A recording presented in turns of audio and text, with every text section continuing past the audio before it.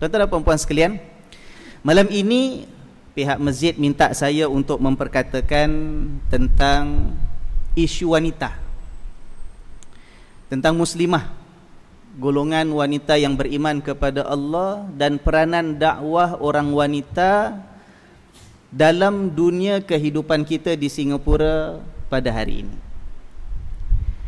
Nah, Ustaz, kalau malam ni nak bincang tentang wanita, apa perlu kami yang lanang-lanang nak duduk nyibuk-nyibuk kat sini ya? Walaupun tajuknya mengenai wanita, tetapi pastinya tidak dapat kita pisahkan kaitannya daripada kita ini yang lelaki. Yang namanya hidup manusia ini cuma dua, sama ada lelaki ataupun wanita. Kalau ada pun yang diuji oleh Allah dengan sedikit kecacatan, dilahirkan dalam keadaan lelaki pun ada, perempuannya pun ada, itu terlalu sedikit bilangannya. Pada hari ini lebih ramai kalau kita nak bandingkan dengan yang separuh-separuh jadi-jadian ni, bukan yang asli ciptaan Tuhan. Aslinya lahir lelaki, angan-angan nak jadi perempuan. Ada yang dilahirkan wanita, angan-angan nak jadi lelaki. Ada yang cukup dengan gaya sahaja, tapi ada yang sampai masuk ke daerah yang tidak diredai oleh Allah, sampai melakukan pembedahan dan sebagainya. Maka itu satu golongan manusia yang kita tak nak bincangkan lah.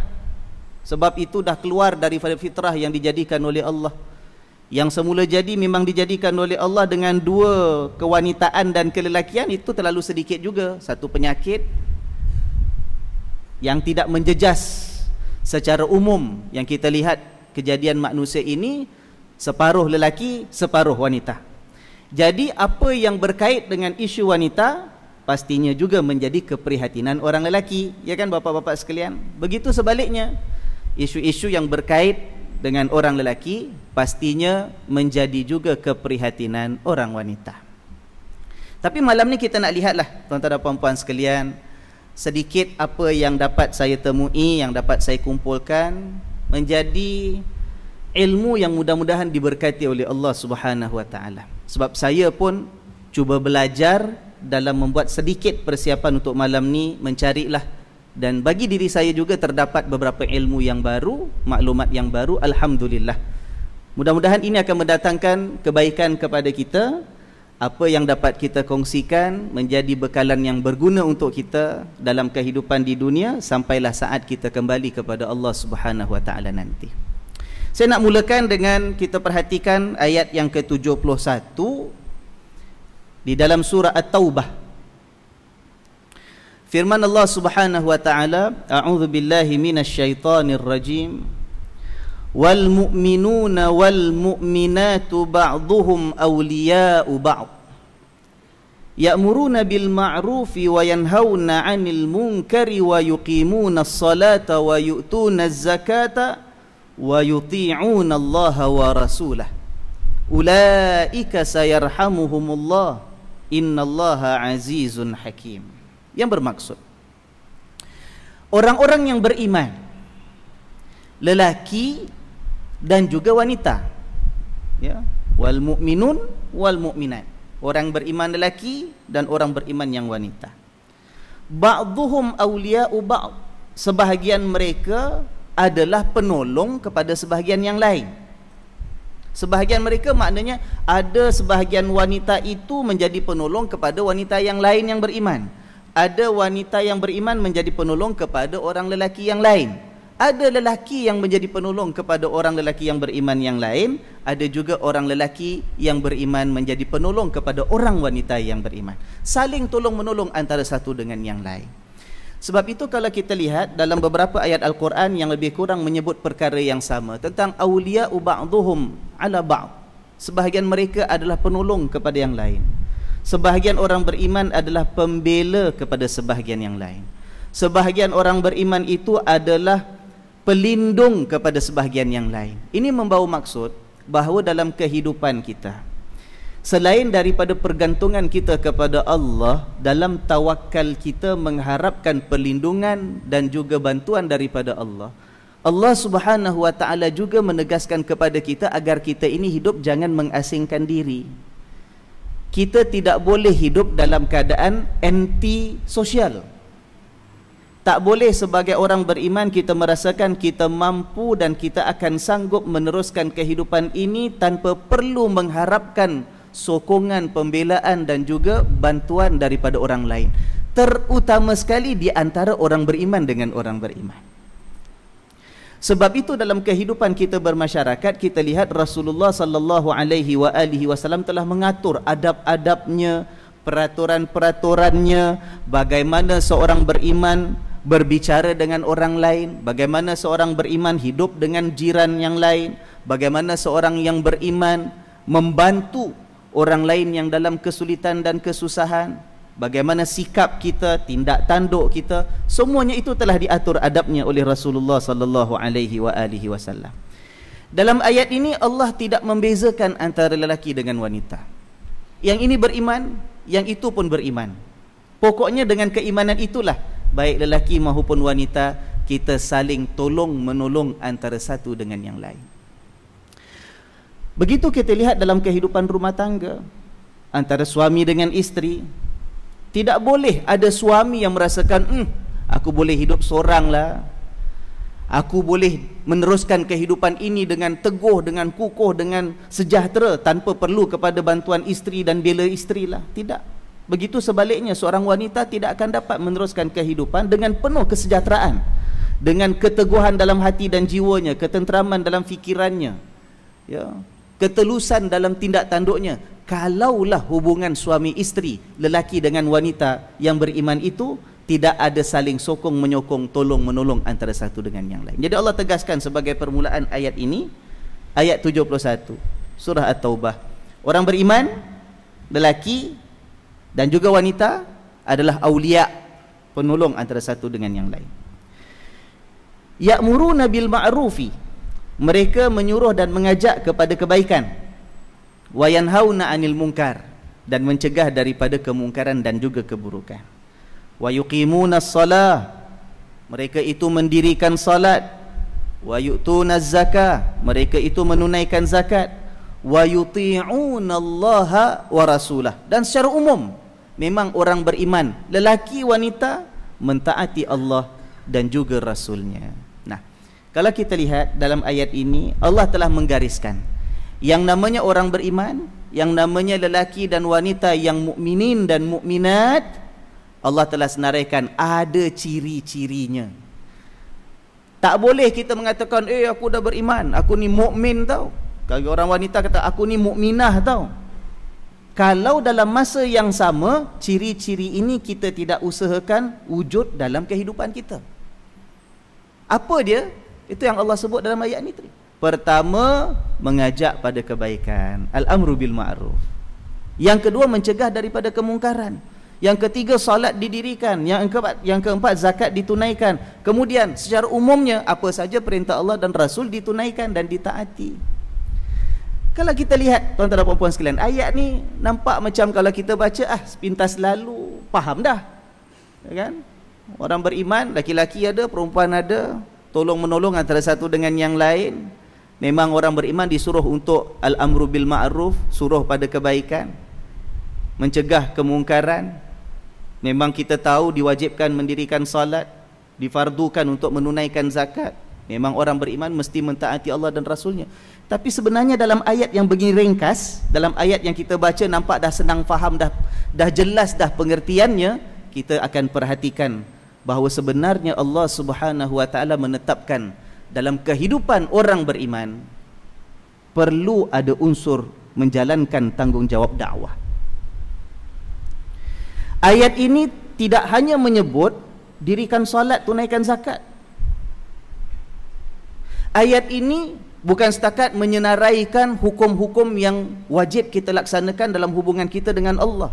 Bukan setakat wa yuti'unallaha wa rasulah, taat kepada Allah dan Rasul. Tapi Allah senaraikan juga orang beriman ini mesti ada ya'muruna bil ma'ruf wa yanhauna 'anil munkar. Mesti mengajak pada yang ma'ruf, mencegah daripada kemungkaran. Dan itulah dakwah namanya kan. Nanti insya-Allah kita akan huraikan beberapa ruang yang lebih luas pengertian dakwah supaya kita dapat faham dakwah tu apa sebenarnya. Tapi dakwah tu secara keseluruhan dia terangkum dalam apa yang kita nyatakan al-amru bil ma'ruf wan nahyu 'anil munkar. Maka bagi ibu-ibu, bagi muslimat harus menyedari bahawa tanggungjawab menjalankan dakwah itu bukan kerja orang lelaki sahaja. Yang namanya menjadi pendakwa bukan setakat kerja seng lanang saja, tak. Yang wedok-wedok ni, yang perempuan, yang wanita, yang muslimat, yang mukminat. Allah nyatakan orang mukmin, orang yang beriman, lelaki dan wanita mesti ada ya'muruna bil ma'ruf wa yanhauna 'anil munkar. Bagaimana ustaz kita orang perempuan ni, kaum ibu ni nak jalankan dakwah? Macam tak kenalah ustaz, tugas kita kan di rumah. Tugas kita kan sebagai suri rumah tangga. Fokus kita kan ditetapkan oleh Nabi SAW jaga rumah tangga, jaga suami, didik anak-anak. Macam mana kita nak buat kerja dakwah? Kerja dakwah tu orang lelaki lah boleh keluar kerja, balik kerja boleh keluar lagi, buat tolong sana, tolong sini, bakti sana, jasa sini, khidmat situ, khidmat sini. Kita orang perempuan ni susah. Syurga kita kan dalam keluarga, syurga kita kan dalam rumah tangga, jihad kita kan dalam rumah tangga. Saya nak katakan tuan-tuan dan puan-puan sekalian, terutama kaum muslimat kita, sedarlah bahawa tanggungjawab dakwah itu ialah tanggungjawab setiap orang yang mengaku beriman kepada Allah. Tak kira lelaki, tak kira wanita. Mana dalilnya? Inilah dia surah At-Taubah ayat yang ke-71. Kemudian Allah menutup ayat ini dan mengatakan ulaika sayarhamuhumullah. Mereka itulah yang ada ciri-ciri ni, yang beriman ni, mereka itulah yang akan dirahmati oleh Allah. Innallaha azizun hakim. Sesungguhnya Allah itu maha perkasa lagi maha bijaksana. Dalam erti kata yang lain, kalau orang beriman tak nak hidup saling dokong mendokong, tolong menolong, tak akan dirahmati Allah. Kalau orang beriman hidup tidak mahu jalankan tugas dakwah, tidak mahu ya'muruna bil ma'ruf yanhauna 'anil munkar, tidak akan dapat meraih rahmat dan kasih sayang Allah. Bukan setakat salat, bukan setakat zakat, bukan setakat mentaati perintah-perintah Allah, tapi menjalankan dakwah itu adalah sebab dan syarat untuk kita mendapat rahmat daripada Allah. Apa itu rahmat Allah, ustaz? Saya nak syurga. Rahmat. Tuan-tuan, tanpa rahmat Allah seorang insan tidak akan mampu menjejakkan kaki ke dalam syurga. Kan hadis yang selalu kita dengar, lama dah sudah kita dengar ceramahnya, Nabi mengatakan bukan amalan kamu yang masukkan kamu dalam syurga, bukan amalan kita. Sahabat bertanya, ya Rasulullah, Tuhan pun begitu ke? Ya Rasulullah, engkau pun tak akan dapat masuk syurga dengan sebab amalanmu, ya Rasulullah. Heran pada sahabat sebab Nabi itu amal ibadatnya punyalah banyak, ya Allah. Kalau puasa seolah-olah macam tak ada hari yang Nabi tak berpuasa. Kalau sembahyang malam seolah-olah macam Nabi tak tidur. Walaupun ada masa Nabi salat, ada masa Nabi tidur, ada hari Nabi puasa, ada hari Nabi tak berpuasa. Tapi begitu panjang ibadat Nabi. Itu pun sahabat keheranan, ya Rasulullah, engkau pun begitu ke? Bukan amalanmu itu yang akan masukkan engkau ke dalam syurga? Nabi mengatakan, iya, aku pun begitu juga. Bukan amalan aku yang akan memasukkan aku ke dalam syurga, tapi akan memasukkan kita ke dalam syurga apa? Rahmat Allah, kasih sayang Allah. Bila kita ini sudi beramal mentaati Allah, kerana kita ini menyatakan kita ni adalah hamba Allah, sebab kita nak mensyukuri nikmat pemberian Allah, maka itu akan memberikan kasih sayang Allah itu dapat kita raih. Dengan kasih sayang Allah itulah, dengan rahmat Allah itulah akan kita ditempatkan di dalam syurganya nanti. Nah, kalau betul nak dapat syurga, kejar rahmat dan cinta Allah. Nak kejar kecintaan dan kasih sayang Allah, rahmat Allah, ini syarat-syaratnya. Jalankan tugas seperti mana yang diperintahkan oleh Allah Subhanahu wa taala. Nah, saya tak pasti nampak ke tidaknya, tulisannya kecil sedikit. Secara umum, sebelum kita bincang tentang peranan orang wanita, sedikitlah sebagai permulaan juga, apa itu dakwah? Selalu kita dengar perkataan dakwah.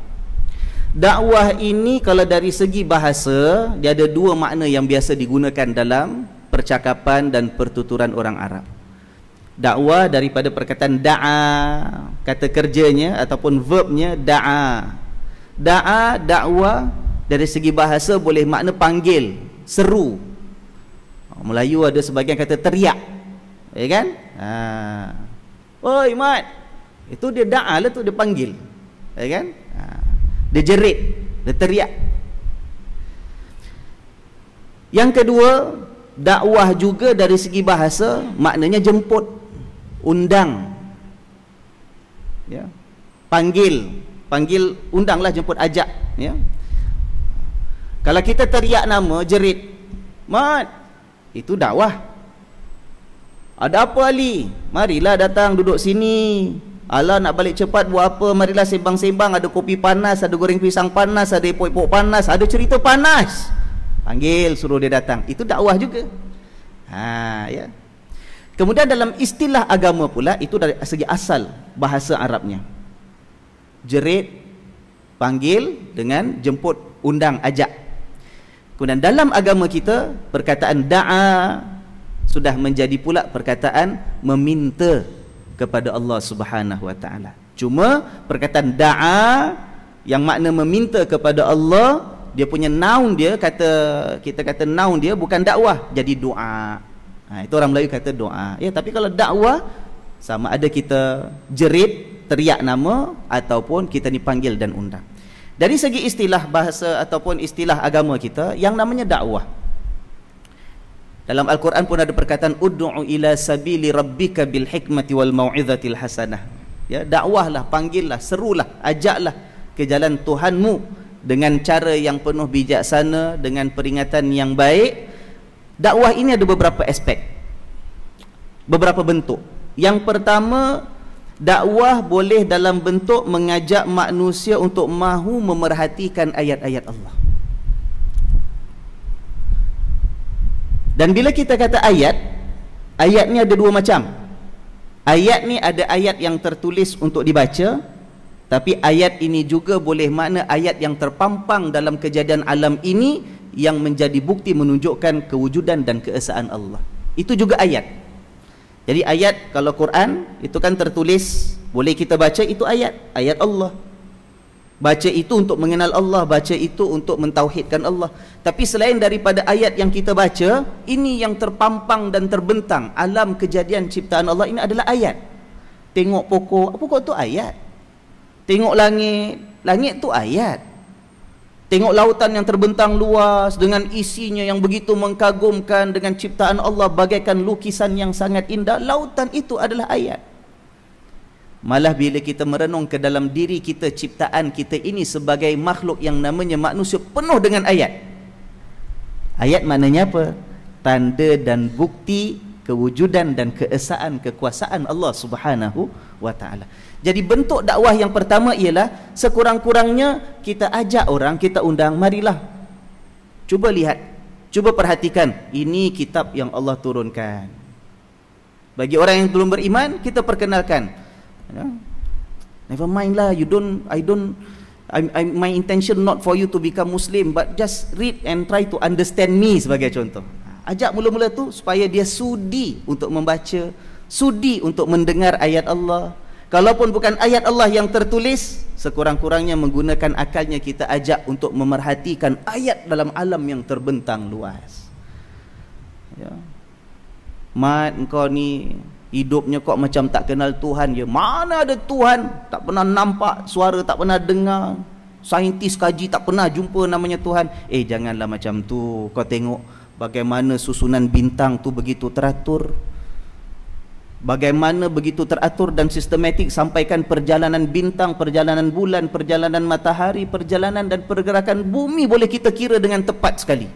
Kita boleh kira, bukan meramalkan, tapi boleh menjangkakan dengan tepat pada sekian hari bulan, pukul berapa, saatnya ke berapa, bulan berada berapa darjat, berapa degrees daripada barat ataupun timur, berapa tinggi daripada ufuk pandangan mata kita. Begitu sekali tepat. Mat, Jangan cepat-cepat menafikan adanya Tuhan. Tengok ini semua, cuba fikirkan. Takkan boleh jadi dengan sendiri. Benda kalau jadi dengan sendiri, dia tak teratur. Dia akan kocar-kacir, tonggang terbalik sebab dia jadi dengan sendiri. Tapi bila jadi dengan teratur, bermakna ada yang ciptakan. Nah, itu bentuk dakwah. Kita ajak sekurang-kurangnya yang diajak tadi mahu mendengar, mahu memerhatikan. Yang kedua, kita kata, yang namanya dakwah, bila dah sudi nak dengar, bila dah sudi nak pandang dan perhatikan, aspek dakwah yang berikutnya ialah kita terangkan kandungannya. Ini ayat Quran dia begini, no? Ini cik, tuan, my friend, mister, this is the book that I read, this is the verses that I read, but this is the meaning, this is what it carries, the understanding. Kita terangkan. Menerangkan itu adalah bentuk dakwah juga. Dia lebih sikit daripada pertama. Pertama cuma ajak dengar aja, cuma ajak sudi-sudi tengok aja. Tapi dakwah yang berikutnya lah kita terangkan isinya, kita terangkan kandungannya. Dakwah juga boleh dalam bentuk yang ketiga. Terangkan, kasih faham, tengok dia boleh berminat, nampak macam ada tanda-tanda nak buka pintu hatinya untuk menerima ayat Allah. Nah, kita ajak, marilah beriman. Ya.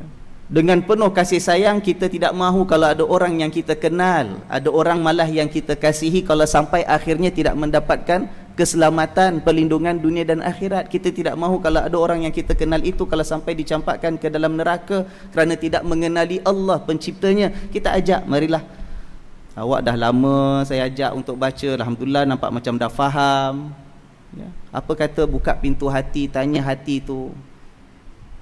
Jangan berbohong dengan diri sendiri, aku ilahkan ada Tuhan, ajak beriman. Itu bentuk dakwah yang ketiga. Ini kadang-kadang orang tak faham. Dia ingat dakwah tu mesti ajak orang masuk Islam. Tak. Itu satu aspek dakwah, ajak orang masuk Islam. Tapi kalau setakat kita ajak dia untuk dengar saja Quran pun itu dah kira dakwah, walaupun belum masukkan dakwah panggil untuk masuk Islam. Setakat terangkan isinya, walaupun kita tak kata marilah masuk Islam, itu dah kira dakwah dah. Ya kan? Nah, ini ada tahap-tahap dakwah yang berbagai, ya. Kemudian dakwah juga boleh dalam bentuk apa?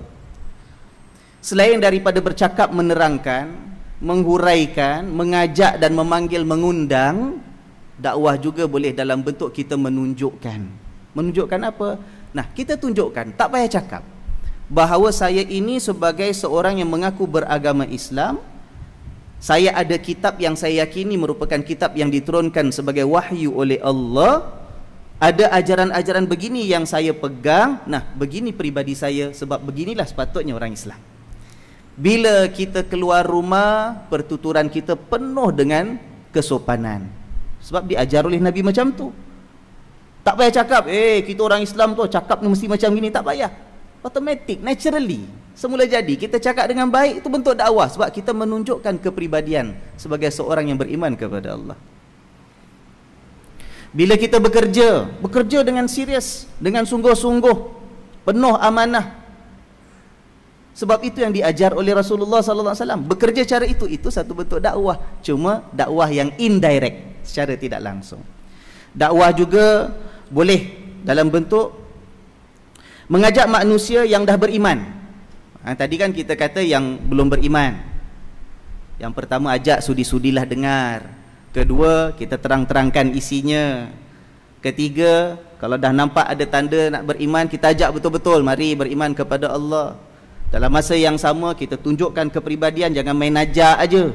Ajak masuk Islam, ajak pergi kelas agama, kita punya PL pun tak nampak cara orang Islam. Akhirnya dia masuk Islam, lagi baik dia daripada kita, buat malu company aja. Ya. Bila dah masuk Islam pula, ni kita sama-sama kita, saudara mara, keluarga, sahabat handai, jiran tetangga, yang dalam masyarakat kita yang dah beriman, ada dakwahnya juga. Dakwah macam mana? Kita kita mengajak yang dah beriman ini untuk mentaati Allah dan Rasulnya. Sebab ada orang dah beriman, dah yakin dengan Allah, dah percaya dengan kitab Allah, tapi tidak mau mentaati perintah Allah. Kan ada, ya kan? Malah kalau kita tengok diri kita pun sering kali macam tu. Syarahan datang dengar, tarawih Ramadan penuh, Puasa, nak raya punya pasal puasa, ya kan? Tapi masih banyak lagi perintah-perintah Allah yang kita langgar. Nah, di sini letaknya dakwah. Walaupun dah beriman, kena selalu diingatkan, selalu diajak untuk kembali kepada jalan Allah yang Allah tuntut daripada kita, ya kan? Sebab itu dalam Al-Quran pun ada kata kena saling ingat mengingatkan. Wal asri innal insana lafi khusr, kan? Kita dah faham maknanya. Mesti ada watawasau bil haq, watawasau bis sabr. Saling ingat, berpesan-pesan dengan kebenaran, dengan kesabaran. Nah, itu dakwah. Ada juga dakwah dalam, kita kata sama ada orang Islam, orang bukan Islam, dia nak baca kitab Allah, tak nak baca kitab Allah, nak belajar kandungan isi wahyu daripada Allah, tak nak belajar, yang dah beriman sama ada nak taat ataupun tidak mahu taat. Ada nama yang namanya dakwah, itu dakwah mengajak pada kebaikan secara umum. Secara umum. Contoh, bila kita sama-sama katalah sekarang ni, kalau kat Singapura sebagai contoh, yang isu kesihatan kita pada hari mana-mana pun ada poster. Wah, ada poster, this neighborhood ada 50 dengue cases. Wah, kan sibuk sekarang ni masalah dengue. Itu tanggungjawab bersama. Kita kena jaga rumah kita, jangan ada tempat membiak nyamuk dan sebagainya, kan? Nah, kita bila sama-sama mengajak kepada menjaga keselamatan dan kesihatan umum, berusaha sama-sama untuk mengelakkan wabak denggi daripada merebak dalam kejiranan kita, dalam keluarga kita, dalam masyarakat kita, itu kebaikan yang umum. Itu adalah dakwah. Sebab itu dalam urusan dakwah, Allah Subhanahu wa taala biasa menggunakan wa ya'muruna bil ma'ruf wa yanhauna 'anil munkar. Mengajak kepada ma'ruf. Ma'ruf tu apa? Tuan-tuan, dari segi bahasa yang namanya ma'ruf, yang tadi kita lihat dalam ayat Allah Subhanahu wa taala, ma'ruf itu daripada perkataan arafa. Arafa maknanya tahu. Sesuatu yang ma'ruf ialah sesuatu yang diketahui, something that is known to be good. Umum.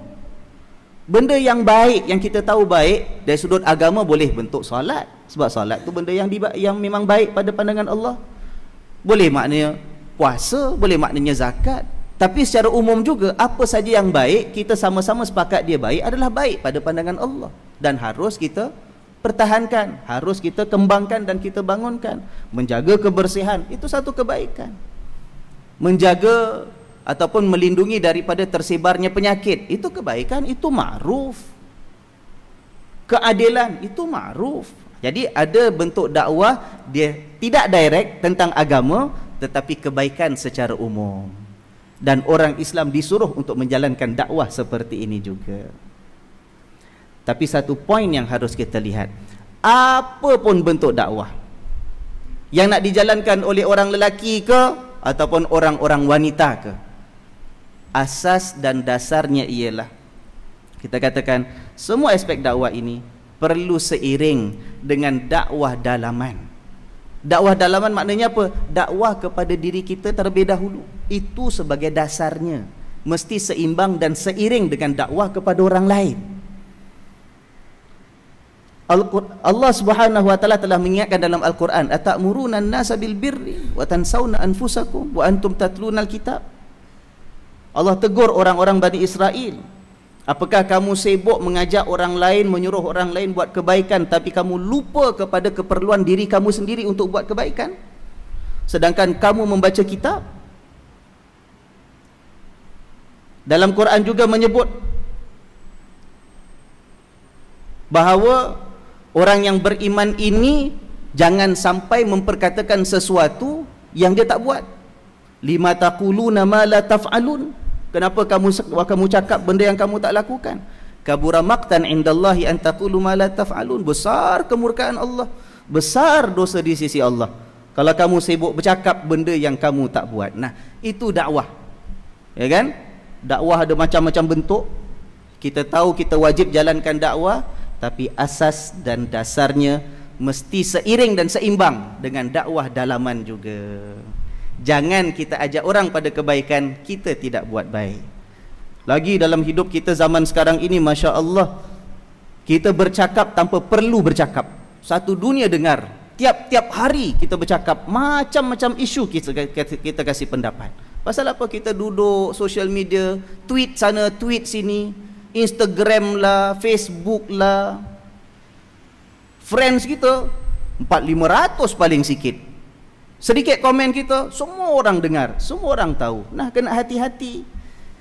Ya, jangan kita sibuk memperkatakan sesuatu yang kita tak buat. Itu orang yang mengabaikan tanggungjawab dakwah dalaman terhadap dirinya, melakukan perkara untuk dirinya yang menyebabkan datang kemurkaan daripada Allah Subhanahu wa ta'ala. Nah, itu secara umum yang kita namakan sebagai dakwah. Kita katakan tadi, dakwah tanggungjawab semua yang mengaku beriman, baik lelaki, baik wanita. Apakah zaman Nabi tu orang wanita ikut berdakwah ke Ustaz? Tak dengar cerita pun. Biasa yang kita belajar selalu Pak Ustaz, Pak Kiai, bila ceramah, bila kelas agama, kata orang perempuan tugasnya kat rumah, jaga suami, ya kan? Jaga rumah tangga. Kalau suami suruh sesuatu mesti buat. Sampaikan Rasul sallallahu alaihi wasallam pernah mengatakan, kalaulah aku ini diizinkan ataupun diperintahkan untuk memerintahkan seseorang itu boleh sujud kepada manusia yang lain, nescaya aku suruh seorang isteri sujud kepada suaminya. Begitu sekali kan? Ya, apa benda zaman Nabi itu ada ke orang yang wanita ini menjalankan dakwah? Kita kata tuan-tuan dan puan-puan sekalian, banyak contohnya. Zaman Rasul sallallahu alaihi wasallam, orang wanita mainkan peranan yang besar dalam kehidupan beragama dan kehidupan bermasyarakat. Saya bawa dua contoh aja kat sini, dua contoh aja. Kalau kita nak bawa buka cerita banyak lagi yang lain. Dua contoh. Satu, seorang sahabat Nabi yang namanya Ummu Atiyah, Nusaibah binti Al-Harith Al-Ansariyah. Dia ini adalah di antara orang wanita golongan Ansar yang paling awal beriman kepada Rasulullah sallallahu alaihi wasallam. Dia ini antara wanita yang meminta kepada Nabi keizinan untuk ikut berjihad. Nabi izinkan. Sampaikan dalam riwayat dia sendiri, dia menceritakan, aku ini menyertai ikut sama dengan Nabi sallallahu alaihi wasallam dalam 7 peperangan. Bayangkan tuan-tuan, bukan sekali dua, 7 peperangan. Dan aku tolong dalam peperangan itu, tolong bawakan barang, tolong bawakan senjata. Bekalan kan banyak. Tenteranya mana yang pikul barang sendiri, mana pikul senjata. Yang ada kenderaan, yang tak ada kenderaan jalan kaki.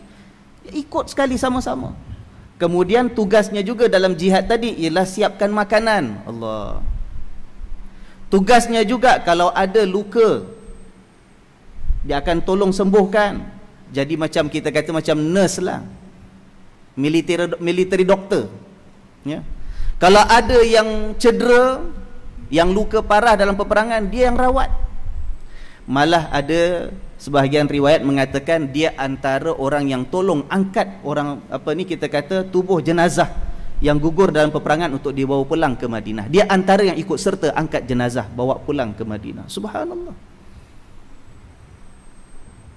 Nabi izinkan, malah menjadi contoh teladan kepada yang lain.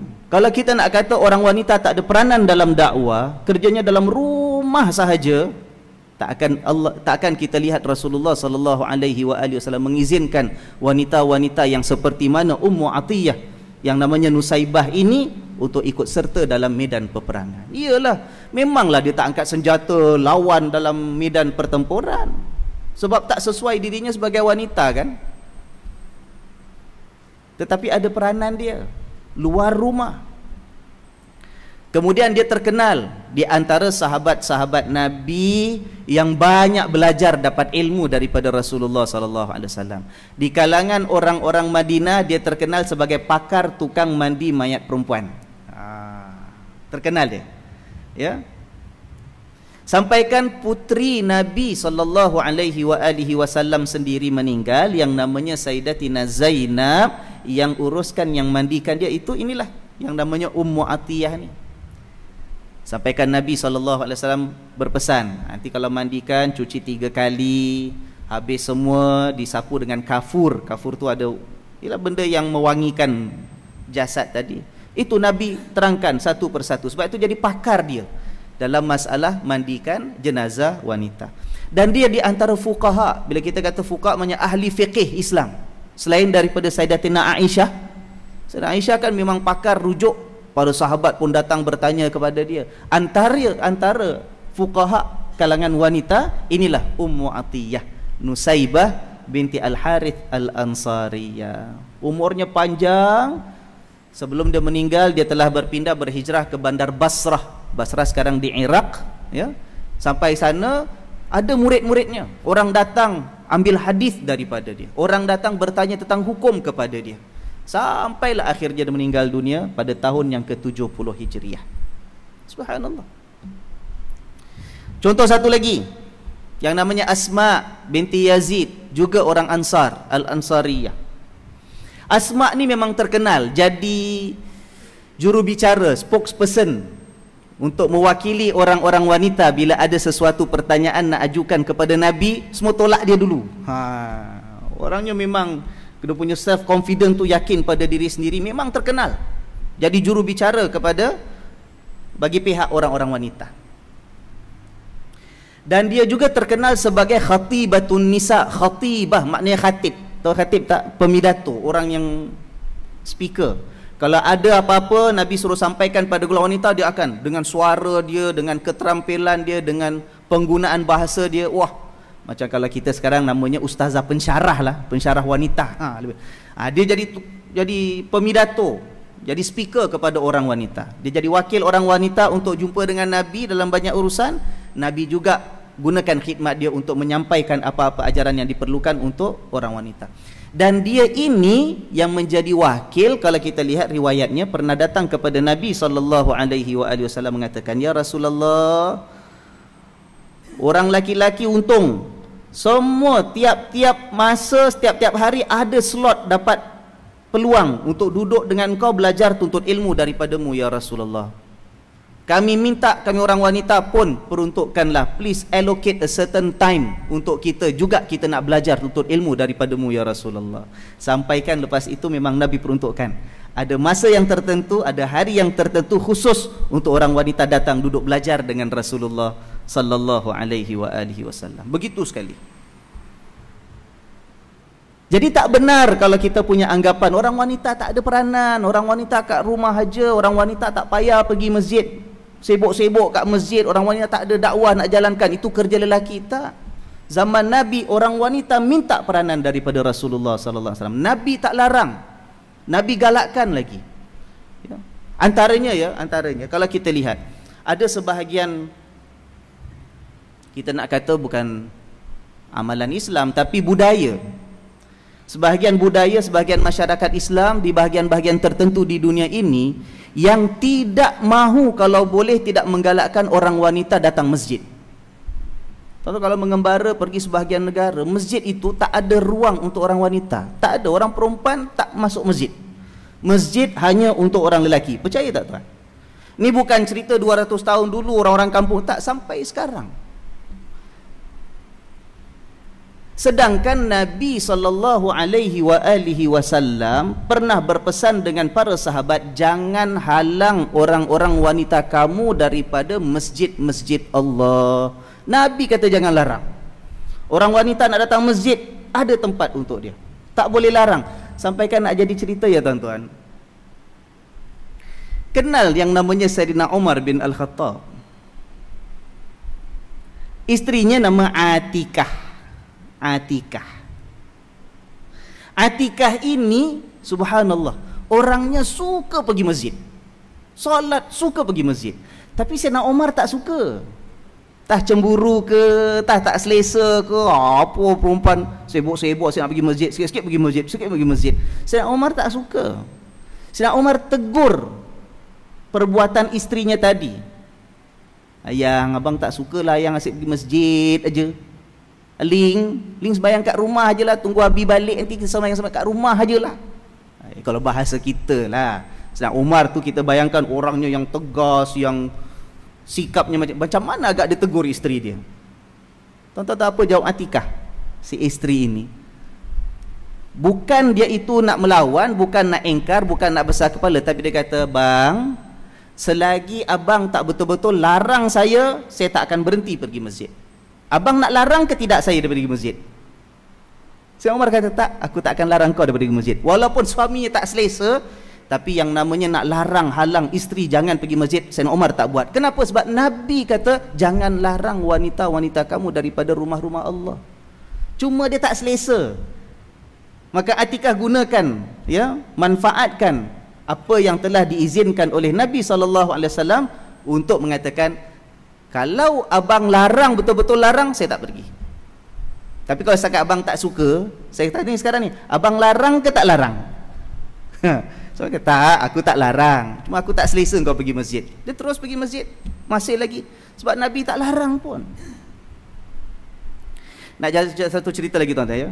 Ini satu yang saya baru dapat hari ini. Macam saya katakan, bila saya siapkan untuk kuliah ke syarahan ke, saya dapat benda-benda yang baru juga. Saya juga dapat ilmu daripada Allah Subhanahu Wa Taala. Dalam Al-Quran, dalam surah Al-Hijr, ayat berapa tadi petang saya tengok, ayat yang ke-25 kalau tak salah, 25 surah Al-Hijr kalau tak salah, 25 ke 26, 27 lebih kurang. Allah Subhanahu Wa Taala mengatakan, walaqad alimnal mustaqdimina minkum walaqad alimnal mustakhirin, kata Allah. Surah Al-Hijr. Maksudnya apa? Kata Allah, sungguh benar kami tahu siapa di antara kamu itu yang di hadapan terdahulu, dan kami juga telah tahu siapa di kalangan kamu itu yang mundur berada di belakang. Mustaqdimin, walaqad alimna minkumul walaqad alimnal mustaqdimina minkum. Kami dah kenal siapa mustaqdimin di antara kamu. Mustaqdimin tu orang yang kat depan, maju, yang dahulu. Dan kami juga telah kenal siapa tu al-mustakhirin. Mustakhirin tu yang kat belakang, mundur belakang. Kita lihat tafsiran ayat ni. Ada beberapa tafsiran yang diberikan oleh para ulama. Salah satu tafsiran itu ialah mengatakan, ini ceritanya cerita pasal saf dalam solat. Kita bukalah kitab tafsir karangan Al-Imam Ibnu Jarir rahimahullah. Dan ada hadis-hadis yang diriwayatkan oleh Al-Imam Ahmad bin Hanbal, riwayatkan oleh Imam At-Tirmidzi, Imam Ibnu Majah. Riwayat itu hadisnya ada. Walaupun tak semua orang pegang dengan pendapat tafsir ini, sebab ada tafsiran yang lain. Tapi tafsiran yang diberikan oleh Imam Ibnu Jarir inilah, dia kata, yang maju depan Allah kenal, yang duk mundur kat belakang pun Allah tahu. Itu masalah saf salat. Sebab pernah berlaku dalam riwayat itu, pada satu ketika sedang salat jamaah kat masjid, di kalangan jamaah wanita kat belakang tu ada satu orang tu cantik sangat. Orang perempuan jamaah makmum kat belakang cantik sangat. Sampai dalam riwayat itu menyebutkan Abdullah bin Abbas radhiyallahu anhuma. Kan kita kenal Abdullah bin Abbas tu siapa? Sepupu Nabi, antara sahabat Nabi yang paling banyak mendapat ilmu tentang Al-Quran, tentang tafsir Al-Quran. Dia mengatakan dalam riwayat tersebut, aku tak pernah nampak ada wanita di Madinah ini yang lebih cantik daripada si dia tu pada waktu tu. Saking cantiknya, maka ada sebahagian orang lelaki jamaah makmum ni pergi ke depan, tak nak belakang-belakang, pasal nak jaga mata. Sembahyang. Agak semua orang perasan ni, cun sangat lah ni, anak dara seorang tak tahu mana datang ni, blok berapa ni, kan? Sebahagian orang lelaki ni makmum ni tak nak belakang-belakang, semua berebut nak pergi depan pasal nak jaga. Tapi sebahagian pula sibuk nak ke belakang. Dalam riwayat tu kata, supaya bila dia tunduk rukuk, dia boleh tengok celah ketiak dia. Begitu sekali. Astaghfirullahaladzim. Astaghfirullahaladzim. Tapi itu cerita yang berlaku. Maka dengan sebab peristiwa itu, kita lihatlah tafsirannya. Allah turunkan ayat tersebut. Allah tegur. Allah tegur. Kami tahu siapa yang duk maju kat depan jaga hati, jaga mata. Kami tahu, kata Allah, siapa yang mundur nak sibuk sembahyang kat belakang. Pasal ada wanita cantik tadi dalam masjid. Nak cerita, tak ada para ulama, tidak ada para pakar sejarah Islam yang mengatakan Nabi tidak mengizinkan orang wanita salat dalam masjid. Memang ada. Pada zaman itu para sahabat wanita yang duduk sembahyang dalam masjid sama-sama dengan Rasulullah sallallahu alaihi wasallam. Malah tuan-tuan, ya, mungkin ilmu saya ni tak banyak manalah. Daripada yang saya baca, setakat ni yang saya cari, saya jumpa. Saya Mungkin ada orang dah pernah jumpa, mungkin boleh tegur saya, boleh beritahu saya kat mana hadisnya. Saya cuba cari. Setakat ini, tak ada jumpa riwayat hadis di mana Rasulullah sallallahu alaihi wasallam dalam masjid Nabi tu, Nabi letak tirai ataupun tembok, pisahkan jemaah lelaki di depan daripada jemaah perempuan di belakang. Tak ada, tuan. Tuan-tuan kalau ada yang belajar dengan ustaz lain mungkin boleh tanya, tuan cari. Yang ada biasa boleh cari hadis ke apa, tolong cari. Cuba hubungi saya kalau jumpa hadisnya. Sampaikan saya, yang saya jumpa ialah ada sebahagian ulama yang menulis mengatakan dalam bab ini, mengatakan tak pernah dia jumpa hadis yang Nabi itu jadikan satu amalan letakkan tirai ataupun tembok pemisah antara jamaah lelaki dengan jamaah perempuan. Nah, saya bukan nak kata kalau macam tu mari kita semua sembahyang semua satu ruang. Tidak. Sebab suasana kita dah berbeza, masyarakat kita dah berbeza. Kalau kita nak satukan jamaah perempuan, jamaah lelaki dengan jamaah yang ramai dengan suasana kita hari zaman Nabi sallallahu alaihi wasallam, generasi yang terbaik yang dapat didikan langsung daripada Rasulullah sallallahu alaihi wasallam, itu pun ada yang nak jeling-jeling wanita. Ya kan, kat masjid. Ini kan lagi kita pula. Kalau orang istiqamah, semua nak belakang sekali. Pakai cermin mata yang ada boleh mirror belakang tengok lagi, tuan. Allahu Akbar. Bukan itu maksud saya. Saya bukan nak kata bahawa kita kena balik buat seperti mana yang Nabi buat dulu. Tak letak tirai, tak letak pemisah, semua sembahyang. Tak, zaman Nabi itulah masjid yang ada. Masjid Nabi itu masjid yang simple. Lantainya itulah tanah, bumbungnya itulah pelepah kurma, dindingnya itulah daripada tanah juga. Ya kan? Bukan ada ruang-ruang macam masjid kita sekarang. Itu tempat sembahyang, itulah sembahyang tempat lelaki di depan, itulah tempat sembahyang ada orang-orang wanita yang datang salat di saf-saf yang di belakang.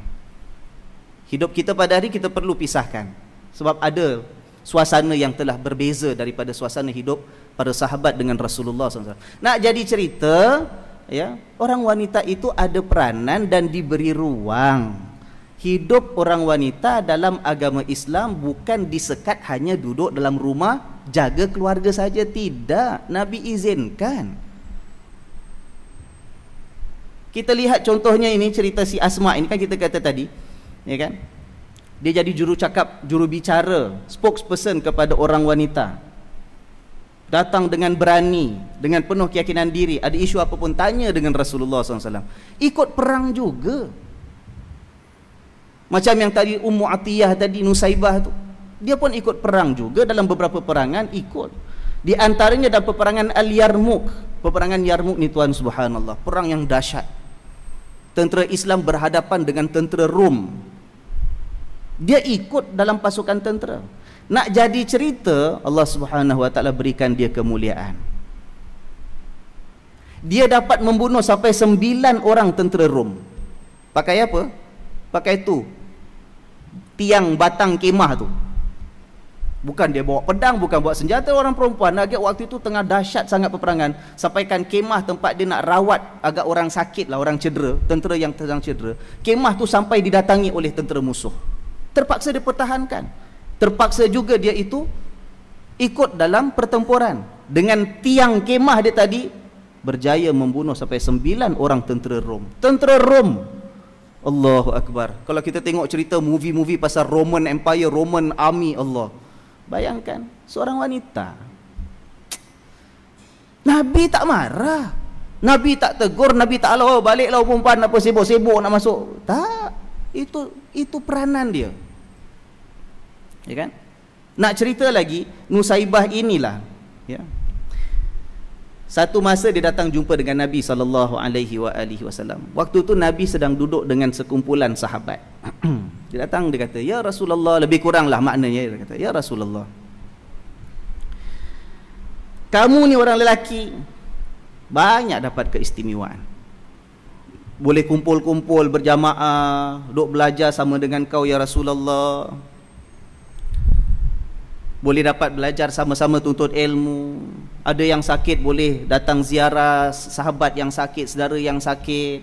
Kalau ada jenazah boleh ikut sama dalam urusan jenazah sampai boleh mengiringi ke tanah perkuburan.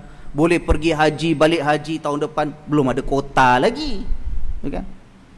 Sedangkan kami ini orang wanita, kitalah yang jaga urusan suami, suami tak ada kita jaga rumah tangga, anak-anak di rumah kita yang didik, kita siapkan makan, pakai suami kita jaga. Ya Rasulullah, tak ada keperluan ke untuk kami dapat pahala sama dengan kamu orang lelaki? Dan ya Allah, dia cakap tu bukan sendiri, sebab dia ni wakil orang-orang perempuan, cemburu nak dapat pahala sama macam orang lelaki. Tengok, orang wanita daripada zaman Nabi SAW nak minta peranan. Nak minta peranan. Nabi tersenyum sallallahu alaihi wasallam. Lalu Nabi toleh pandang kepada para sahabat, Nabi tanya, sahabat-sahabat sekalian, kalian pernah jumpa tak seorang wanita yang cukup yakin, berani cakapnya, bahasanya seperti wanita ini? Pernah jumpa? Sahabat mengatakan, ya Rasul, kami tak pernah jangka, tak pernah sangka orang wanita boleh secerdik ini. Sebab zaman dulu, tradisi orang Arab, orang wanita itulah, ya, daripada zaman jahiliah, peranannya tu diletakkan dalam rumah sahaja, tak diberikan peluang, tak diberikan pendedahan. Yang namanya pengetahuan tentang kehidupan masyarakat, orang perempuan tak diberikan kesempatan untuk ambil tahu. Jadi bila datang Islam, Nabi dengan segala ajaran yang Nabi itu menunjukkan bahawa orang wanita itu ada darjat yang tinggi. Orang wanita beramal sama kedudukan dengan orang lelaki. Orang wanita diberikan peluang untuk bertanya, mendapatkan ilmu. Begitu sampai orang wanita punya keberanian dan keyakinan datang bertanya dengan Rasulullah sallallahu alaihi wasallam, seperti mana ditanyakan oleh Asma binti Yazid ini. Lalu apa yang berlaku, ya, Rasulullah terpegun, tanya dengan sahabat. Para sahabat mengatakan, kami tak pernah dengar ataupun tak pernah jumpa, tak pernah menduga pun ada golongan wanita yang boleh secerdik ini. Rasulullah sallallahu alaihi wasallam lalu berpaling pula, sekali lagi menghadap kepada Asma dan berkata, sedari, fahamilah dengan baik dan juga sampaikan kepada wanita-wanita yang di belakang kamu. Maknanya apa? Nabi tahu ni wakil kepada orang wanita yang ramai. Behind her there's a big group of ladies yang nak tahu juga. Beritahu kepada mereka semua bahawa apabila seorang isteri menjaga suaminya dengan baik, bersungguh-sungguh untuk mendapatkan kasih sayang suami, berusaha untuk menunaikan permintaan suami, jadi isteri yang penuh jujur dan amanah, maka pahala yang Allah berikan kepada isteri tadi sama, tak kurang sikit pun dengan pahala orang lelaki yang keluar berjihad, dan begitu peluang yang mereka ada. Maknanya apa? Rasulullah sallallahu alaihi wasallam memahami dan meraihkan keinginan orang wanita untuk punya peluang, berkhidmat, berjasa, meraihkan pahala daripada Allah Subhanahu wa taala. Nabi tak marah, Nabi tak cakap kau janganlah ini kerja lelaki bukan kerja orang perempuan, duduk kat rumah diam-diam aja dapat pahala dah cukup dah. Tak. Nabi kata kalaupun belum ada peluangnya, sebab bila datang peluang Nabi izinkan, Nabi galakkan, mari ikut dalam medan pertempuran. Nak belajar, Nabi sampai Nabi khususkan ada waktu tertentu khas belajar untuk orang wanita. Kita akan lihat kalau kita baca hadis-hadis orang wanita yang berperanan dalam perniagaan, Nabi tak pernah larang ada orang wanita yang berniaga kat pasar. Nabi tak pernah larang. Tapi Nabi kata tugas utama, ini yang kita akan bincangkan nanti, tugas utama orang wanita jangan sampai diabaikan ialah beri sokongan pada suami. Suami nak keluar berjihad, suami nak keluar bekerja, suami nak menghadapi masalah masyarakat, suami punya peranan dalam dakwah mungkin lebih mencabar daripada peranan isteri dalam dakwah. Beri sokongan itu. Sokongan macam mana? Jaga hak suami, jaga perasaan kasih sayang suami, urus rumah tangga suami dengan baik. Itu kalau dapat buat, pahalanya sama. Suami penat-penat keluar rumah, pahalanya banyak begitu. Isteri yang kat rumah jaga keluarga suaminya, pahalanya banyak itu juga. Siapa lagi untung? Loh, kok aku jadi lelaki ya, jadi perempuan kan bagus. Memang begitu dah Allah atur kehidupan kita. Yang nama lelaki ada bahagian dia, yang nama wanita ada bahagiannya. Akhirnya pemberian ganjaran daripada Allah sama lelaki dengan wanita dicurahkan oleh Allah Subhanahu wa taala. Itu Asma binti Yazid Al-Ansariyah. Ada kisah-kisah yang lain lagi. Contoh wanita yang bekerja. Pernah satu ketika isteri Abdullah bin Mas'ud radhiyallahu anhu, seorang sahabat Nabi yang masyhur. Isteri datang jumpa dengan Nabi. Dia kata, ya Rasulullah, aku ni ada kepandaian, ada dia punya, dalam bahasa Arab ada sinaah dia boleh buat sesuatu, entah tukang lah, dia boleh pandai tukang, entah kalau orang sekarang lah boleh jahit baju ke, boleh jual kuih ke, ya kan, orang perempuan ambil upah, ya. Dia kata, saya ni ada kepandaian, ada pekerjaan yang saya buat, dan saya meniaga, saya jual apa yang saya hasilkan, dapat hasil, dapat keuntungan ya Rasulullah. Tapi suami saya, anak-anak saya selalu serba kekurangan. Sebab Abdullah bin Mas'ud bukan seorang yang kaya. Abdullah bin Mas'ud, suami dia ni seorang yang kehidupannya itu sangat sederhana. Sahabat-sahabat Nabi kan ada yang kaya, ada hartawan, jutawan, businessman. Tapi ada sahabat Nabi yang hidupnya sangat sederhana. Pendapatannya terlalu, kita kata, cukup makan, kais pagi makan pagi, kais petang makan petang. Jadi kata, suami saya, anak-anak saya pun begitu juga, semua asyik kekurangan saja. Sebab sebab anak-anak itu kan di bawah tanggungan nafkah bapaknya. Jadi dia kata, saya nak sedekah pada orang lain, saya nak sumbang harta, apa yang pendapatan saya, kelebihan saya pada orang lain, tak jadi ya Rasulullah. Balik-balik saya terpaksa sumbang pada suami saya sendiri. Balik-balik saya kena tolong tampung keperluan anak-anak saya sendiri. Apakah saya tetap dapat pahala sedekah pada orang lain ya Rasulullah? Nabi kata apa? Nabi kata, apa yang kamu berikan kepada suamimu itu, kepada anak-anak kamu sendiri, itu juga sama besar pahalanya kalau kamu sedekah kepada orang lain. Nabi kata, utamakan yang keluarga. Nak jadi cerita, Nabi tak larang, Islam tidak pernah letakkan halangan orang wanita untuk punya perniagaan juga, untuk punya pendapatan sendiri, untuk punya penghasilan, untuk keperluan dia. Dan orang wanita, subhanallah, daripada dulu, daripada kisah isteri Abdullah bin Mas'ud sampai sekarang, umumnya, rata-ratanya, walaupun dia tahu dia itu tidak menanggung bebanan tanggungjawab beri nafkah pada suami dan anak-anak, itu tanggungjawab suami.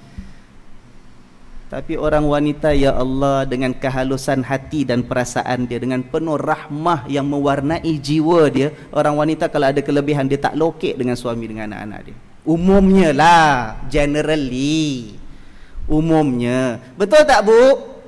Oi, kuatnya betul jawab. So itu tuan-tuan, orang wanita punya peranan. Yang ada perniagaan Nabi tak larang. Ada seorang sahabat Nabi, ya, punya kepandaian buat minyak atar.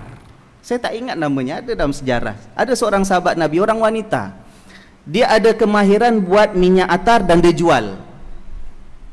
Jadi hasil pendapatan dia. Nabi tak pernah larang. Biasa Nabi bila balik rumah, kalau Nabi bau sesuatu yang wangi dalam rumah tadi, Nabi akan tanya, kata, kamu ni ada beli minyak atar daripada fulana bintu fulan tu ke? Aku dapat bau lah. Nabi suka, ya, sebab memang terkenal dia buat minyak atar, dan orang-orang wanita di Madinah beli minyak atar dengan dia. Subhanallah. Siapa cakap orang wanita tak boleh bekerja? Tu belum lagi cerita orang wanita yang berkebun.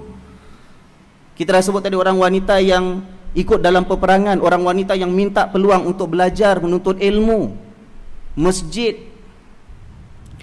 Sampaikan tuan-tuan, dalam Islam yang mula dengan, kita kata, pelopor, ya, dalam sejarah Islam, pelopor konsep hospital itu seorang wanita.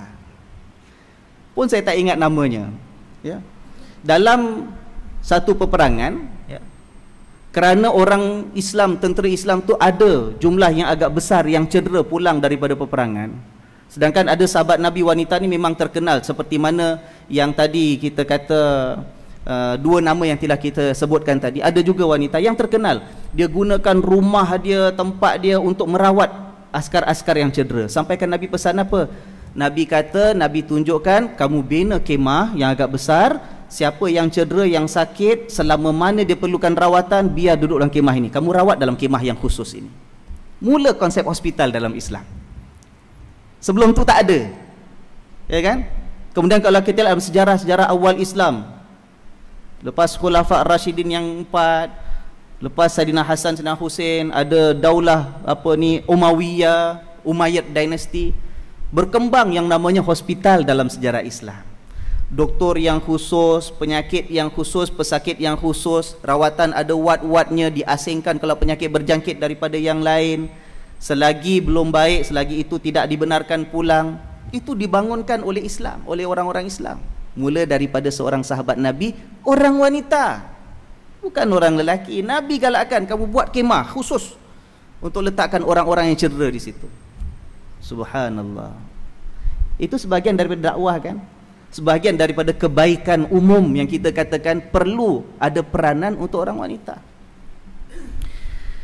Nah, apa yang kita nak daripada perbincangan kita ialah memainkan peranan dalam dakwah. Itu tanggungjawab semua. Macam kita katakan daripada awal ayat tadi. Mukminun mukminat ya'muruna bil ma'ruf yanhauna 'anil munkar. Tanggungjawab semua. Tapi bidang dakwah ini luas. Bukan setakat ceramah, bukan namanya ibu-ibu kalau nak jadi pendakwa mesti boleh syarahan. Bapak-bapak nak jadi pendakwa mesti jadi ustaz. Tak. Kalau boleh elak jadi ustaz, elaklah tuan-tuan. Allah. Betul? Saya cakap betul ni. Kalau boleh elak jadi ustaz, elakkanlah. Sebab yang paling besar harapannya untuk mendapat siksaan Allah itu yang banyak cakap. Tuan-tuan malam ni datang dengar aja, relax aja. Yang cakap banyak siapa ni yang duduk kat sini? Banyak salah saya. Bukankah ada hadis Nabi SAW mengingatkan, nanti pada hari kiamat akan ada orang yang tersiksa ke hulu ke hilir menarik usus perutnya yang terburai. Pernah dengar tak hadis tu? Cerita hari akhirat nanti. Nabi menceritakan ada orang yang terburai usus perutnya, ke hulu ke hilir, menangis, meraung, bawa, tarik usus perutnya. Orang semua heran. Sebahagian orang kenal dia waktu hidup kat dunia. Datang, tuan ni kan dulu masa hidup kat dunia orang baik, suruh orang buat baik, suruh orang ibadat, suruh orang beriman. Dia kata, iya aku suruh orang buat baik, tapi aku sendiri tak buat. Bukankah tuan dulu waktu kat dunia sibuk suruh orang tinggalkan keburukan, tinggalkan maksiat, jangan buat kemungkaran? Iya aku larang orang, tapi aku sibuk buat. Ustaz-ustaz lah tu. Lagi yang namanya mufti. Astaghfirullahalazim. Sebab itu tuan, kita belajar ilmu, tuntut ilmu, dalami ilmu Allah Subhanahu wa taala. Tapi niat kita biarlah untuk kita menjadi hamba Allah yang Allah kasihi. Jangan letak cita-cita nak jadi ustaz. Jealous lah tengok Ustaz Patris glamour, muka keluar surat khabar, syarahan sana syarahan sini, orang salam cium tangan dia lagi. Allah, saya salam mana orang cium tangan saya? Jangan tuan. Orang yang paling layak banyak menangis tu orang yang paling banyak bercakap. Sebab tu saya ingat lagi waktu saya bimbing kursus Imam Khatib dulu. Ada sebagian ikut kursus Imam Khatib, saya bimbing anjuran Muiz dengan Masjid Hasanah. Tak tahun berapa, tahun 97 ke 98 tak salah. Termasuk yang ikut. Kalau masih ingat tuan-tuan imam. Saya kata antara benda yang kita perlu ambil perhatian jadi imam, jadi khatib, kursus nak latihan ni bukan teknik nak sampaikan khutbah, bukan nak hafal rukun-rukun imam, tak. Nombor satu sekali kita tanya diri kita, kita nak naik mimbar jadi khatib, nak baca khutbah, kita buat tak apa yang kita cakap? Kena pula kebetulan waktu itu ada beberapa minggu sebelum tu ada khutbah. Khutbahnya cakap menyuruh jamaah dan masyarakat supaya kalau boleh tinggalkan merokok. Kan ada khutbah macam tu kan? Khutbah kita tak ada cakap rokok haram tu, tak ada. Sikit lagi nak cakap, tapi tak cakap. Cuma dalam itu disebut keburukan-keburukannya. Kalau boleh kita pertimbangkan tinggalkan merokok, ya kan? Haram ke makruh ke memang banyak kerugiannya. Bayangkan kalau Pak Imam baca khutbah tu petang sebelum solat asar kat luar pagar tu, luar pagar. Musim banyak nyamuk Aedes ustaz. Alau nyamuk, bayangkan. Orang yang datang dengar, taat tak taat, itu ada balasan daripada Allah Subhanahu wa taala. Tapi yang menyampaikan ini, yang menyebut ini, yang menyeru kepada 500 orang dalam masjid, dia tak buat, dia punya berat bebanan itu double daripada orang lain. Ya kan? Sebab saya nak katakan yang namanya dakwah bukan mesti jadi ustaz ataupun ustazah. Kalau ada peluang boleh elak, elakkan. Saya tak boleh nak elak, dah je tanggungjawab nak buat macam mana. Umur 13 tahun dah dimasukkan sekolah Arab, madrasah. Waktu tu dah tertulis dah. Memang terus habis sekolah madrasah pergi namanya Universiti Azhar, balik 4 tahun lulus. Nak lari macam mana? Kalau lari saya abaikan tanggungjawab amanah saya. Tapi yang memang tak jadi ustaz ni, belajar, biar belajar kerana nak mencari keridaan Allah Subhanahu wa taala. Pada hari akhirat ada hadis yang lain Nabi menceritakan, antara orang-orang yang paling awal nanti akan dipersoalkan dengan keras oleh Allah Subhanahu wa taala. Di antara orang-orang golongan yang paling awal dimasukkan ke dalam neraka Allah ialah orang masa kat dunia ilmu tentang agama dia banyak. Allah akan persoalkan, Allah akan tanya, kamu dulu hidup kat dunia macam mana? Dia kata, ya Allah, aku hidup kat dunia menuntut ilmu agamamu banyak ya Allah. Apa kamu buat dengan ilmu? Saya amalkan ya Allah. Apa saya belajar? Saya amalkan. Saya belajar kerana saya nak amalkan, jadi hamba-Mu yang taat. Lebih kurang begitulah dialognya Nabi kata. Nabi menceritakan pada saat itu dia ditempelak oleh Allah Subhanahu wa taala. Allah balas balik mengatakan, kamu dulu jadi hamba aku sibuk mencari ilmu, tujuan kamu ialah supaya orang mengatakan kamu itu alim. Nampak tak? Tujuannya belajar supaya orang sanjung, Tuan Haji Ahmad itu alim, dia tu ustaz besar, dia tu kiai, wali dia. Kita belajar ilmu sebab itu tujuan kita.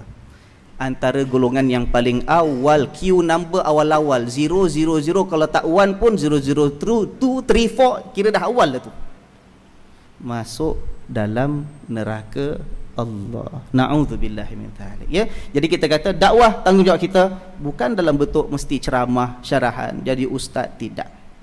Begitu juga wanita dalam Islam. Kita dah katakan wanita peranannya besar dalam agama Allah. Kedudukannya tinggi dan mulia pada pandangan Allah. Pahala ganjarannya sama dengan orang-orang lelaki. Orang wanita itu jadi aset, bukan orang lelaki sahaja. Kita bukan hidup zaman jahiliah, kita dah terima hidayah daripada Allah. Orang jahiliah itu yang jadi aset dalam hidup masyarakat orang lelaki sahaja. Orang wanita tak ada harga, ya kan? Orang wanita tak ada harga. Sebab itu kalau orang wanita ada kematian suami, kematian bapa, kematian siapa pun, dia tak ada bahagian warisan harta. Islam datang, Islam tetapkan orang wanita ada bahagian dia. Dulu tak ada. Alah, Islam tu tak adil. Ada ke yang wanita, ada kakak dapat separuh daripada abang, anak lelaki dapat double daripada anak perempuan? Iyalah, tetap yang untung wanita. Sebab abang dapat double, abang kena tanggung mak. Mak sakit cari abang, mak sakit bukan cari pada adik perempuan, bukan tanggungjawab dia. Abang dapat harta lebih daripada peninggalan arwah bapa. Kenapa? Sebab dia nak tanggung isteri dia, nak tanggung anak-anak dia. Malah adik perempuan dia kalau ada masalah cari dia, sebab dia abang, sebab dia adik lelaki. Yang anak perempuan dapat separuh daripada anak lelaki, dia punya sendiri.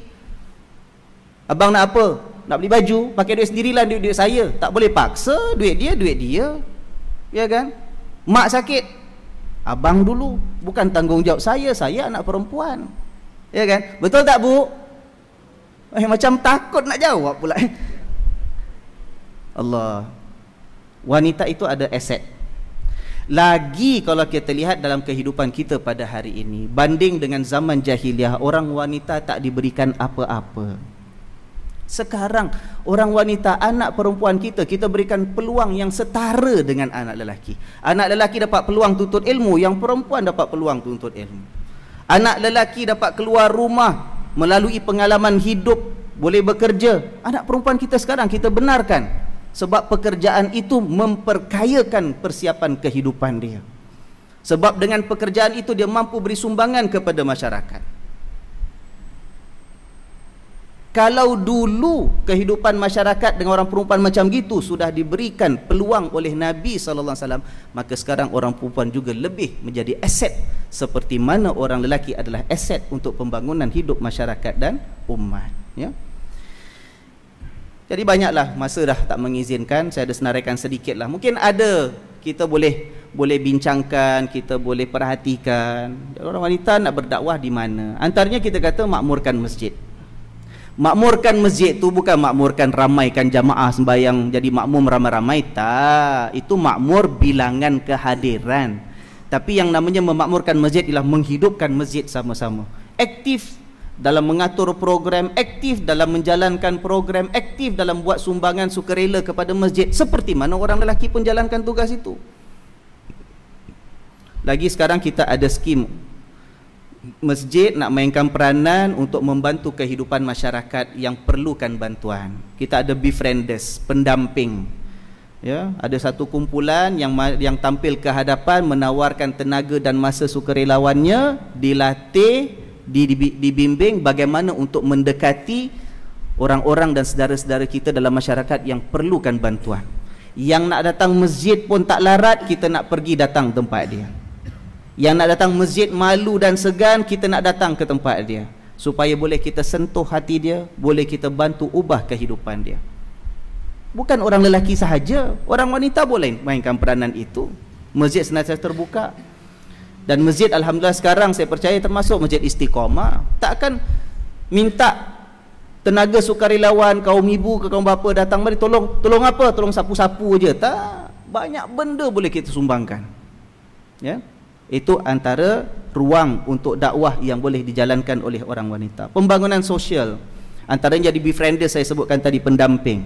Dalam pertubuhan-pertubuhan kita sebahagiannya, ya, yang ada senarai orang yang datang mohon bantuan, dapatkan bantuan kewangan, tidak dihalang, tidak dilarang kalau ada di antara kita yang nak maju tampil ke depan, termasuk orang wanita. Ya. Pembangunan sosial, penyuburan ilmu.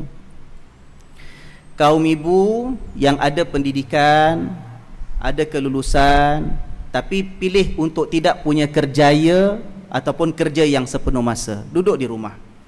Anak-anak mungkin dah besar sikit, masa dah banyak. Kalau ada orang yang datang bertanya dan meminta, "Kak, saya tengok kakak ni lulusan ada bagus sekolahnya, anak-anak pun sekolah baik. Ni anak saya ni nak cari tutor lah. Boleh tak saya hantar pada akak untuk jadi tutor anak saya?" Tuan-tuan, jangan fikir tentang imbalan berapa dolar kita nak dapat. Tapi itu menjadi satu sumbangan kita dalam bidang dakwah. Bagaimana anak yang datang tuition tadi, kita boleh bentuk dia.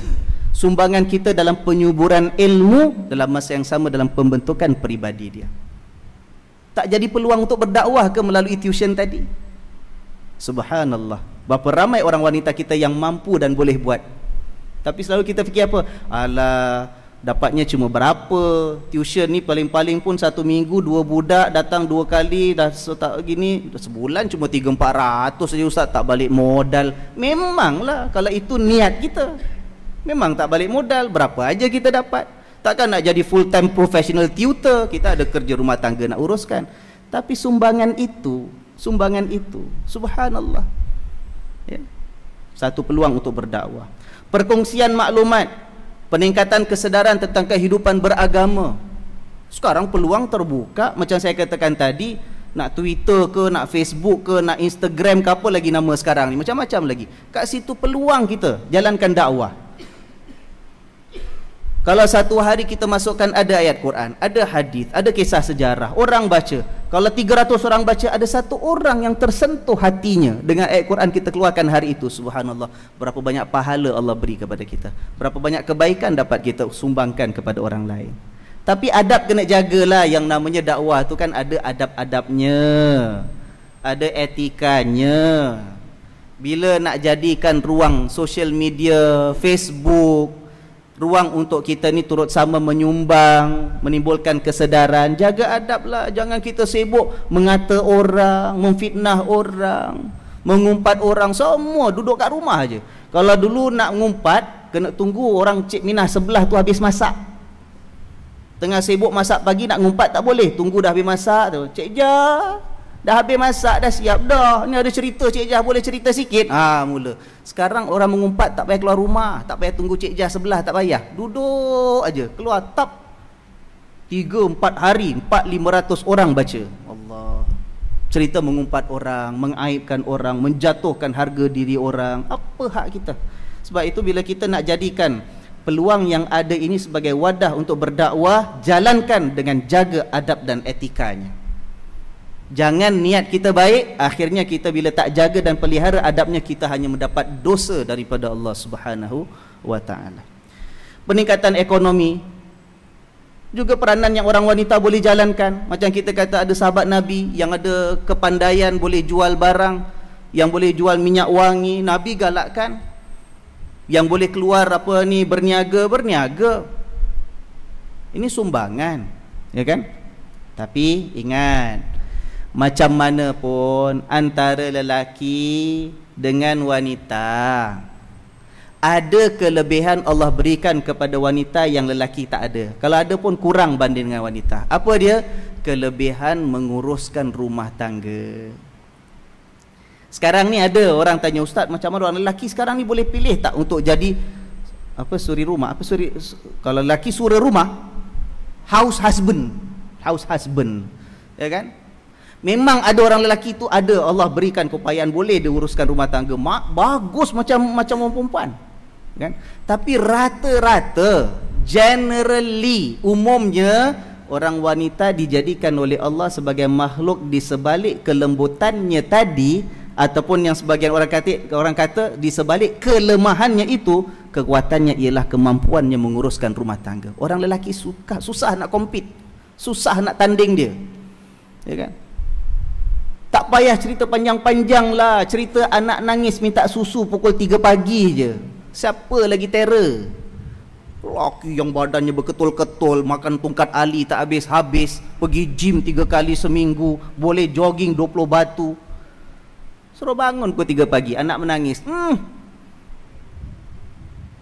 Yang boleh sabar, tabah daripada baju itu dimasukkan mesin, keluar jemurkan, dah kering lipat, dah lipat gosok, dah gosok kotor lagi. Kalau 5 orang anaknya, 5 dibuat tiap-tiap hari. Kadang-kadang bu, sekarang ni ya Allah, dengan anak-anak CCA nya lah, baju tu kotor, ini kotor. Satu hari berapa kali cuci baju tu? Ibu, berapa round cuci baju satu hari?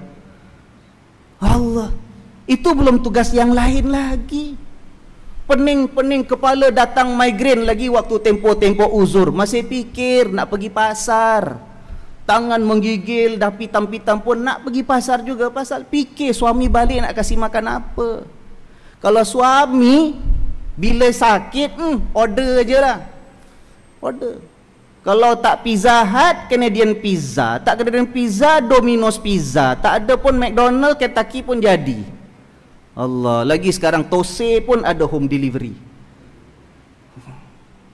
Orang wanita lain. Sebab itu kita kata keluarga itu tetap sebagai medan utama orang wanita. Okey, oleh kerana itu orang wanita nak masuk dalam bidang dakwah yang di luar rumah, yang akan memakan masanya dan ruangnya bersama keluarga, dia perlu bijak mengatur keutamaannya. Yang utama yang mana? Kalau ibu-ibu ada yang nak datang tampil ke depan jadi lembaga pentadbir Masjid Istiqamah, boleh tak orang wanita? Boleh. Ada. Tapi kena ingatkan dulu, macam mana urusan rumah tangga, settle tak? Urusan anak-anak beres tak? Suami bagaimana? Sebab itu saya katakan juga perlu persefahaman suami, perlu sokongan suami. Seperti mana suami bila nak berkhidmat di luar, perlu tak sokongan isteri? Begitu sebaliknya. Bincang, alah abang jangan kolot sangat lah, kita dah hidup tahun 2013. Saya ada hak pun nak pergi masjid, saya nak. Jangan kasar gitulah bu. Bincang baik-baik, bang, anak-anak dah besar, saya rasa saya nak menyumbang, saya ada kepandaian, saya ada masa.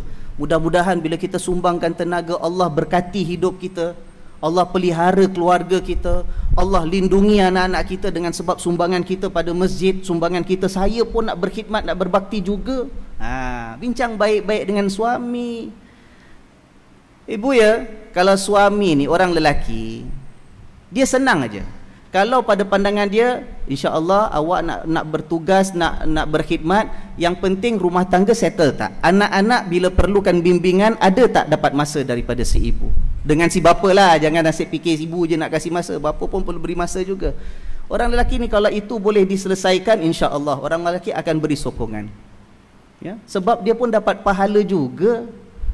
Perlu sokongan suami, sebab sesekali bila isteri keluar untuk membantu dan berkhidmat kepada masyarakat, dengan ada kelebihan aset yang diberikan oleh Allah, waktu itu suami kena berikan khidmat pula kat rumah. Waktu itulah suami yang kena tengok homework anak-anak. Waktu itulah suami yang kena panaskan nasi yang tadi dah dimasak isteri untuk makan malamnya anak-anak. Mungkin macam-macam lagi sokongan yang lain. Pokoknya apa? Perlu ada persefahaman.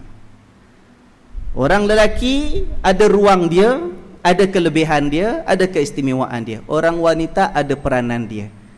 Sebab itu bila nak masuk bidang dakwah di luar rumah, perlu bincang, dapatkan persetujuan daripada suami. Dan penting juga, saya harapkan mana-mana muslimah yang hendak mencurahkan bakti dalam bidang dakwah, dakwah yang kita kata banyak bentuk tadi, ingat, berjuang, berkhidmat, berdakwah dalam jamaah. Jangan nak jadi, kata orang tu, serikandi dewean. Tahu dewean? Siapa orang Jawa kat sini? Apa ada dewean? Sendiri-sendiri. Kalau dulu tahun 70-an ada kartun namanya Lone Ranger, kan? Jangan jadi Lone Ranger. Orang nak berdakwah mesti dalam jamaah. Jamaah maknanya apa? Ada kumpulan yang dipercayai, yang boleh saling kuat menguatkan antara satu dengan yang lain. Bila kita pilih jalan, walaupun baik niat kita, walaupun ada bidang kita rasa perlu dan boleh kita curahkan bakti, bila kita pilih untuk bersendiri, waktu itu dengan mudah kita jadi korban dan mangsa kepada tipu daya iblis. Jangan. Sebab itu sebahagian orang yang kecundang dalam dakwah. Kenapa? Sebab pilih untuk bersendiri. Tak kuat tak? Ya? Sokongan keluarga perlu, bergerak dalam jamaah, dan akhirnya bila dalam berdakwah, jangan lupa kewajipan kita kepada Allah Subhanahu wa taala, kena pelihara maruah dan nama baik kita. Ini sebenarnya lelaki pun sama juga, tapi khusus lebih-lebih lagi pada orang wanita. Jaga hukum Allah. Nak berdakwah, nak sumbangkan bakti, nak bantu orang yang perlukan bantuan kita, solat jagalah. Sibuk mesyuarat sana mesyuarat sini, solatnya main jamak semua, 4 in 1, 5 in 1 sekali. Jangan. Ada tanggungjawab yang utama, ada kewajipan asas kita, itu dijaga. Kemudian maruah nama baik kita pelihara. Kalau dengan menyumbang bakti di luar, walaupun suami dah tahu, walaupun suami asal dah setuju, tapi kalau sampai ada suasana yang tertentu, ada jembalang-jembalang yang nak mendempeng dia, tahu? Jembalang-jembalang mana tengok walaupun anaknya dah 3 masih cun lagi, selalu datang mesyuarat. Dah mulalah, mula empet-empet, mula tanya urusan rumah tangga. Padahal mesyuarat persatuan, mesyuarat masjid. Habis mesyuarat, yuk duduk minum teh dulu, saya ni ada masalah lah Cik Jah, kata dia. Cuba tolong dengar, tolong selesaikan masalah saya. Kalau nampak tanduknya berapa inci tinggi dia tu, ya kan? Jaga maruah, jaga nama baik. Jangan sampai asas rumah tangga sebagai medan yang utama itu sampai terjejas dengan niat baik kita nak berdakwah di jalan Allah Subhanahu wa taala. Wallahu a'lam bissawab. Mudah-mudahan Allah pelihara kita. Sebagai penutup, Allah Subhanahu wa taala menegaskan dalam surah An-Nahl sekali lagi, firman-Nya, man amila salihan min dzakarin aw untha wa huwa mu'minun falanuhyiyannahu hayatan thayyibah wa lanajziyannahum ajrahum bi ahsani ma kanu ya'malun. Sesiapa yang beramal saleh, tidak kira sama ada lelaki maupun wanita, dalam keadaan dia benar-benar beriman kepada Allah, maka sesungguhnya kami, yakni Allah, akan menghidupkan dia dengan kehidupan yang sangat baik. Sebab itu saya katakan tadi, kalau kita nak berusaha, nak beramal saleh, nak beri sumbangan kepada orang, kalau iman kita jaga, hidup kita Allah pelihara. Percayalah, Allah pelihara hidup kita. Dan sesungguhnya kami, yakni Allah, akan memberi balasan yang baik kepada mereka dengan memberikan pahala yang jauh lebih mulia, lebih berharga daripada apa yang mereka kerjakan dan mereka usahakan. Subhanallah, perniagaan dengan Allah takkan rugi. Banyak ni sumbangan kita, besar ini pahala Allah beri kepada kita. Tapi kalau kita lokek yang sikit ini pun kita tak nak menyumbang, tak ada apa Allah nak beri pada kita, rugi kita dunia dan akhirat. Ya kan? Yakin dengan janji Allah, peranan kita Allah berikan kemuliaan sebagai umat yang terbaik, umat Nabi Muhammad sallallahu alaihi wa alihi wasallam. Orang lelaki jalankan tugas dalam dakwah, orang wanita ada peranan. Cari jalan penyelesaiannya, persefahaman dalam keluarga penting. Akhirnya kalau kita dapat manfaatkan dan bangunkan potensi kemanusiaan seperti yang kita ada, Allah Subhanahu wa taala pasti mencurahkan barakat dan kebaikan yang banyak untuk kita dan masyarakat kita keseluruhannya. Wallahu alam bisawab. Mudah-mudahan ada bekalan yang berguna yang boleh kita bawa balik pada malam ini. Kalau ada tersilap, terkasar bahasa, saya mohon ampun dan maaf. Yang tadi saya kata ada benda yang saya dah cuba cari tak jumpa. Kalau tuan-tuan ada kesempatan, ada jumpa gurunya, ada tunjuk ke ustaz yang tunjukkan tentang, saya kata tak ada riwayat Nabi tu meletakkan pemisah ya dalam beribadat antara orang lelaki dengan wanita. Pada saya tak ada ya, tapi kalau tuan-tuan boleh jumpa orang tunjukkan, dapat cari jalanlah untuk sampaikan kepada saya, sebab kita sama-sama manusia yang diberikan ilmu yang sangat sedikit daripada Allah Subhanahu wa taala. Bukan ilmu banyak ataupun sedikit itu yang menjadi keutamaan kita, tetapi keberkatan ilmu yang Allah beri kepada kita, itulah yang akan menjamin keselamatan kita dunia dan akhirat. Mungkin ilmu kita sedikit, memang ilmu kita sedikit, tapi yang sedikit itu penuh barakah, itu yang akan berikan keselamatan kepada kita. Amin ya rabbal alamin. Tuan-tuan dan puan-puan sekalian, ayo mari sebelum kita berpisah, sebelum kita kembali kepada keluarga masing-masing, sebagai penutup kita tadah tangan, yuk kita berdoa. Mari kita panjatkan hajat dan permohonan kita kepada Allah dengan penuh keyakinan akan janji kasih sayang daripada Allah. Mudah-mudahan Allah kabulkan doa kita dan tunaikan segala hajat dan permintaan kita. Bismillahirrahmanirrahim. Alhamdulillahi rabbil alamin. Allahumma salli wa sallim ala sayyidina Muhammad wa ala ali sayyidina Muhammad. Allahumma inna nas'aluka al-'afwa wal 'afiyah wal mu'afata ad-da'imah fid din wad dunya wal akhirah. Allahumma ahyina bil iman wa amitna 'ala al iman wa adkhilna al jannata ma'al iman. Rabbana la tuzigh qulubana ba'da idh hadaitana wa hab lana min ladunka rahmatan innaka antal wahhab. Rabbana hab lana min azwajina wa dhurriyyatina qurrata a'yun waj'alna lil muttaqina imama. Ya Allah, ya Rabbal Alamin, Engkaulah Tuhan yang satu, tiada yang layak disembah kecuali Engkau ya Arhamar Rahimin. Sesungguhnya Engkaulah yang Maha Pengasih, Engkaulah yang Maha Penyayang, Engkaulah yang Maha Pengampun, Engkaulah yang Maha Mendengar, Engkaulah yang Maha Melihat, Engkaulah yang Maha Mengetahui akan segala keadaan diri kami ini ya Allah.